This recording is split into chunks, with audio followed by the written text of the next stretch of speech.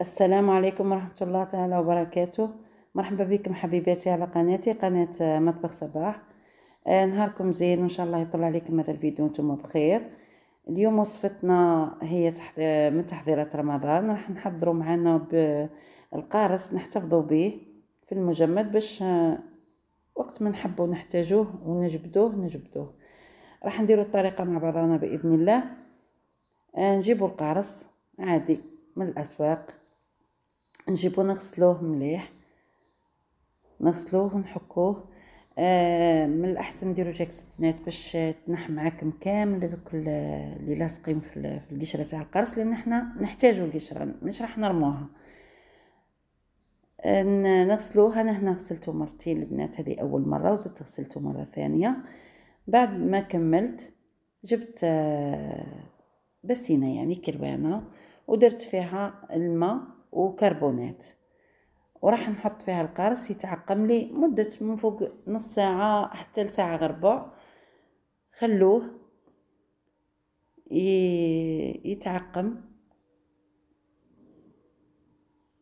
كما قلت لكم القشرة رانا نسحقوها البنات، عليها راني كما نقولوا نحاول نقيها على قد ما نقدر.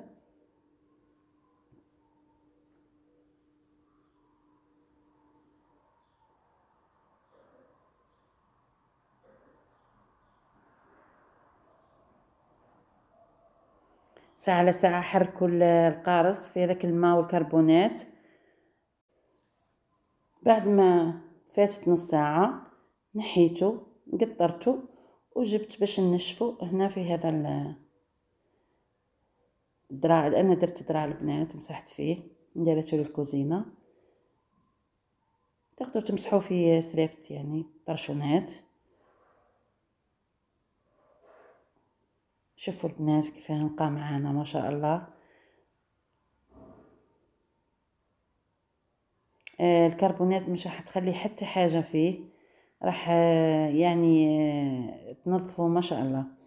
المهم جبنا هنا البنات، انا الكميه كبيره مش راح تساعدني، راح يوجعوني يديا. ماهيش عمليه يعني تاع البريش، ماهيش حبه ولا زوج تقدروا تبرشيها وتفوتي يعني. وراح تقيس لك الابيض هذاك اللي راح يجيك مر في الشربات ولا في العصير. المهم انا جاتني هذه الفكره وعجبتني صراحه، حبيت نقول لكم بالقشره هذه تاع البطاطا ما شاء الله قشر معايا، يعني غير القشره الصفرا ذيك نحت معايا بكل سهوله، ما تعبت ما والو كما راكم تشوفوا. الكميه نقيتها في رمشه عين يعني. انا راح نحتفظ كما قلت لكم بهذه القشور، وراح نديرها لكم فيديو كيف احتفظت بها.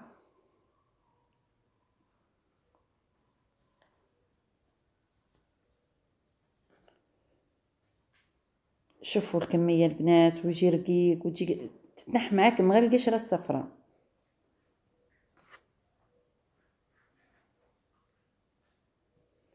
هنا بعد ما كملت برشت هذاك القشور، نجيبوا هذه العصاره اللي عندكم تاع الكهرباء ديروا تاع الكهرباء، اللي عندكم ديروا به. قال لك الجود من الموجود، انتم تستفيدوا من الشيء اللي عندكم وخلاص. انا درت كميه بهذه ودرت بالاشوار وكنا نعطيكم كيفاه.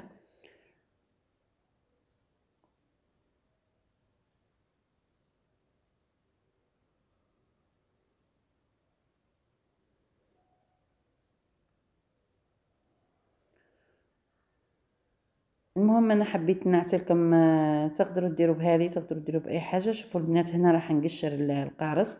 شوفوا القشره هذيك البنات مش راح تدي معاكم الابيض خلاص، راح تخليه قشره خشينه كيما راكم تشوفوا نقشروا نورمال يعني طمنوا. نقشر هذاك الابيض نرميه.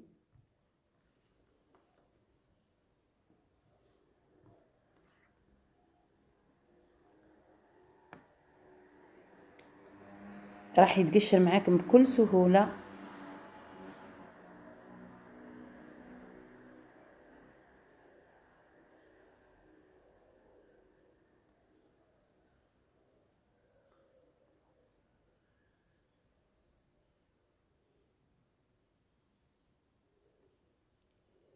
شوفوا البنات هنا قشرناه،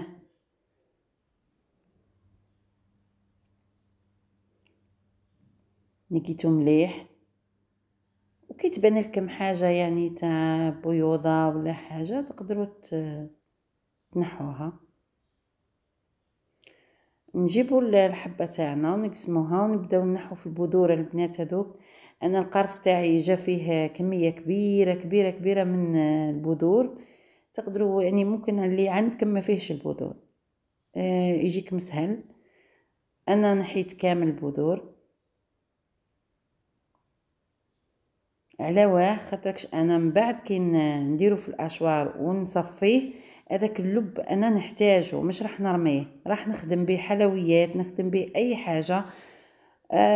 مش راح نرميه.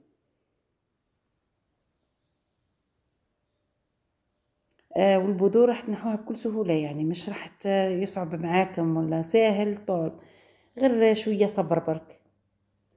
او لازم الصبر البنات، لازم تصبروا مع الحاجه باش تخدم معاكم متقنه. من بعد تفرحوا، من بعد تفرحوا تعب هذاك كل يروح، تفرحوا بحاجتكم كي تجيكم نقيه وساجيه. المهم هاي انا نقيتو، نحيت له داك البذور كامل كيما راكم تشوفوا. تولهم مليح البنات.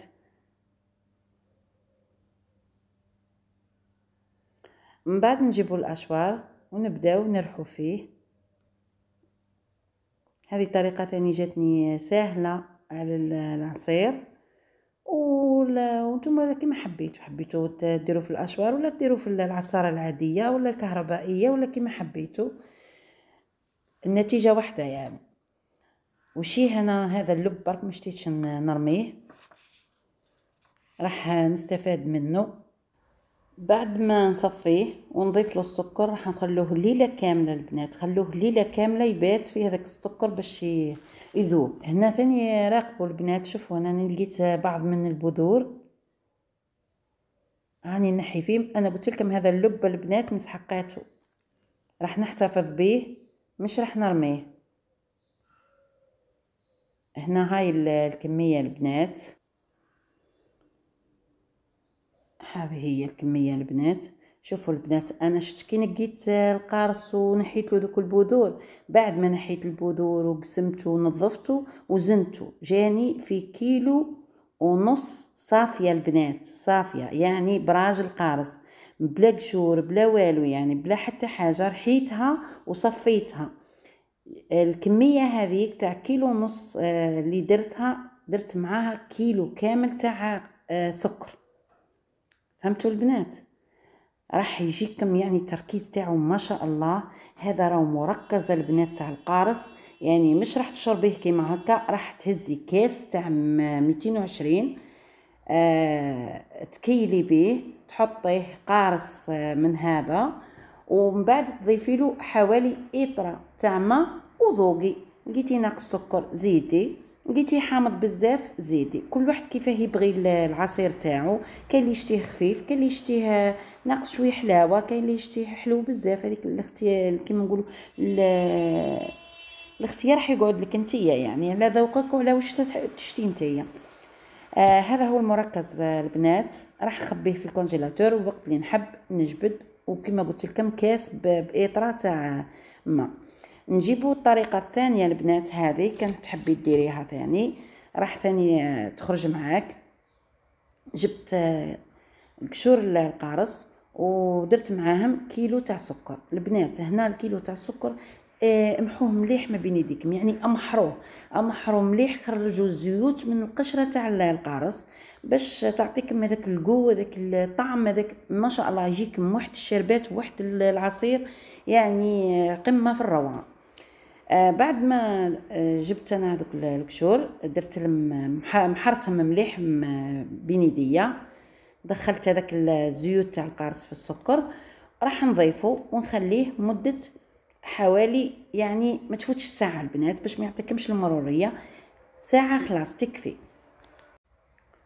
خلطوه وخلوه يرتاح مده ساعه كما قلت لكم، ساعه ماكسيموم يعني.